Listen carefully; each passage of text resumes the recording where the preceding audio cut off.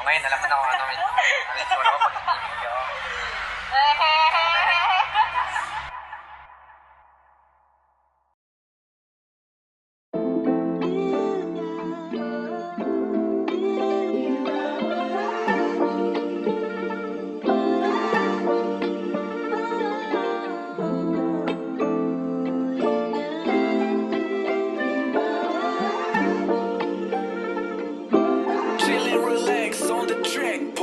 Nandito lang sa kwarto at nakatulala.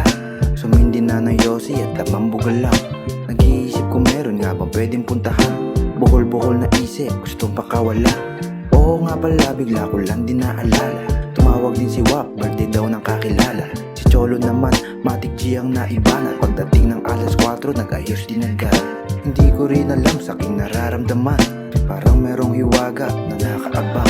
Pagdating namin sa venue, biglang namangha. At doon ko nakilala, may hiwagang dala. Ngayon kasama ka, wala nang pangamba, nagbago ang lahat, panalo sa pagkat, iba nararamdaman. Simula makita ka, di mo sa akin matapit lang. Nag-iwanag lahat, tapos na agad. Kwento ng pinagmulan, nasarap ng balikan, di ba? 4 na taon na rin mula na maging tayo. Pasayahin ka lang palagi, yun ang aking plano. Walang hanggang pagmamahal, doon ang ating dako. Pinagdasal sa ating ama, alam ko sa atin nato. Di ako tumaya pero sa loto tumama. Sigurado na di lang to basta tumamba.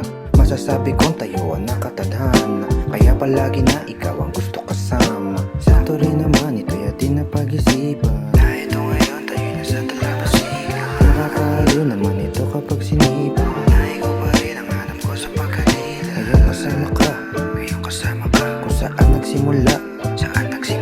Nagbago ang lahat, panalo sa pagkat, iba nararamdaman. Simula makita ka, di mo sa akin matapit lang. Nag-iwanag lahat, tapos na agad. Kwento ng pinagmulan, nasarap ng balikan, di ba? Guys, nakita niyo ba to? Ganda ng girlfriend ko. Yan, nakikita niyo ba kung gaano ko web sa Cholo?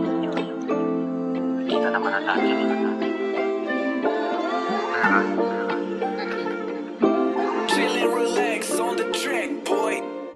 So ngayon, sana nagustuhan mo yung kanta.